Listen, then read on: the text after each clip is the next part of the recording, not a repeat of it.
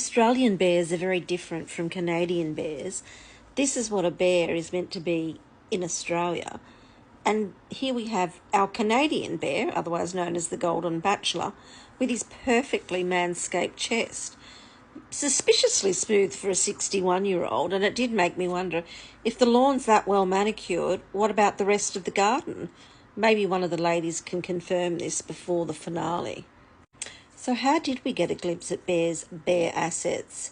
Yes, pun intended.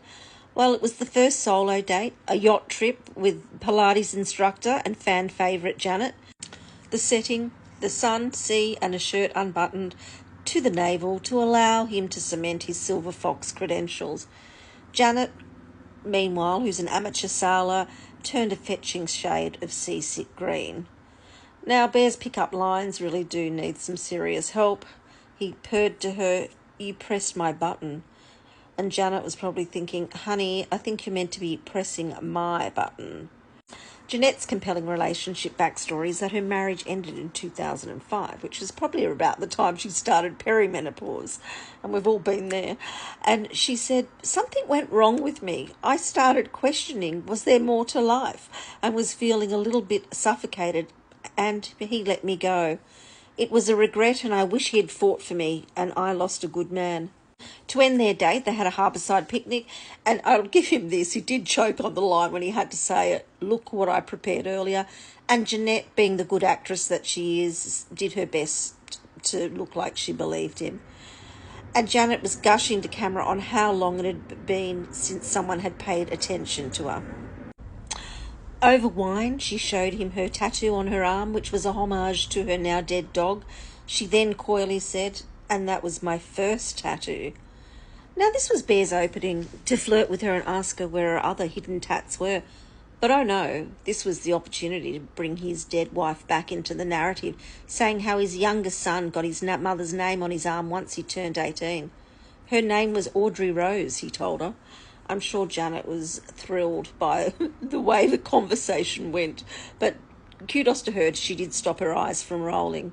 Now, he then doubled down and told her that his relationship with his first wife had been perfect, and that after her death, when he was dating, he'd lost the ability to compromise. He said he used to compare their relationship with the relationships that he was having with the women he dated. Now, showing that he's now had some growth, he said he was not going to compare anymore. He also revealed why he was on the show. He said, "The future scares me, being an empty nester, and I want someone to share a future with. For me, this was a red flag, not a red rose."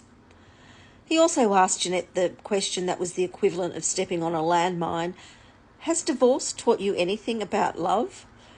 Janet adroitly navigated this loaded question and said, "You learn to be more grateful for what you have. When younger, you take things for granted. I would be grateful and be more thankful." I interpret this as her saying, "I'm ready to settle for anything." He gave her a rose and then a semi-pash, and I'll score that one 3 out of 10. Do better next time, Bear. And then, not one to shy away from getting his shirt off, he suggested a swim. Next was the group date, and 9 of the ladies turn up with no makeup on. I must say I would have loved to have been a fly on the wall when the producers told them they had to turn up all natural for their date with Bear. The premise of the date was a photo shoot based on the golden age of Hollywood. An interesting date to send 4 women of colour on, as that was an era in the movies that was not known for its diversity. Thankfully, they were not asked to role-play Gone with the Wind and have one of the persons of colour play Mammy, as this would have been a misstep in the rehabilitation of Channel 9's fragile reputation. First movie was Grease, with Sunny making a very cute Sandy to Bear's Danny. She should seriously think about going blonde.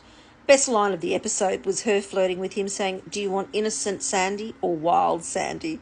That should have earned her a red rose then and there. As they posed for photos in the convertible, replaying the classic drive-in scene, I noted that Bear was classier than Danny and did not mimic the classic scene where he put his arm around her shoulder with the hand dropping to grab the boob.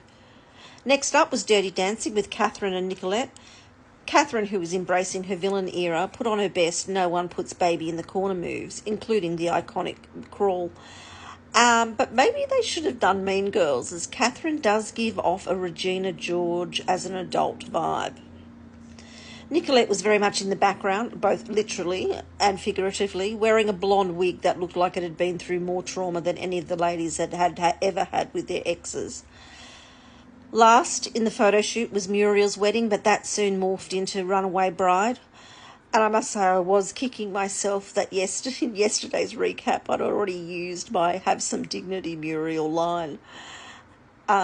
Elisette is absolute stunner. She was a bridesmaid, as was Katrina. Katrina did a great job of giving the always the bridesmaid, never the bride energy very well. And Shamsi was Muriel, but unlike the unhinged joy that Muriel had on her wedding day in the movie, Shamsi got emotional as she remembered the man she'd married over 40 years ago, which she revealed had just died 17 months ago. Clearly still very raw. She runs off, Bear eventually running after her, and you can nearly see the producer shoving him into the camera line to follow her. And she said, "I'm okay, please," which was her polite way of saying sod off. Sam Armitage comforting her, telling Shamsi that she too knows all about love and grief. The audience at home confounded and confused, as Sam had just been married for 4 years, not the 40 that Shamsi had. I thought that Shamsi was going to eliminate herself, but instead she did manage to snaffle an early red rose. Back to the cocktail party at the house, and I got excited, hoping the lesbian plot line that I was hoping for or dreaming of was going to occur, as Elisette bent over whilst Bianca felt her buttocks. Bianca also coined the term permission to push. This was not about having a geriatric birth, but about being permitted to push and get time with Bear if you had not spent time with him. And most of them did show the sisterhood, and then Catherine, now moving into Lady Macbeth mode, grabbed him to tell him that they had a great connection. This bolshiness worked, and she got her hand held. Lauren was pissed as she'd spent no time with him. The first 3 roses given out was to Sunny, Gira and Catherine, and when Catherine goes to collect her rose to some Cruella de Vil backing music, the other ladies immediately move into the classic yoga pose of resting bitch face. Abby Chatfield's mum again got little airtime, and I must say I would have thought Abby would have given her a masterclass on how to drive a plot line to get exposure. Then it was down to the final 3. With only one more rose to give out, we know Lauren's going to get it, as we've seen her in the ads on a group horse riding date. Linda was eliminated. Clearly her camembert joke landed badly, and Nicolette, who was now more traumatised than the wig she was forced to wear earlier. I did note that Sam Armitage came in and was smiling at the eliminated ladies, knowing that batchies were gone, and she was getting closer to nabbing the grand prize.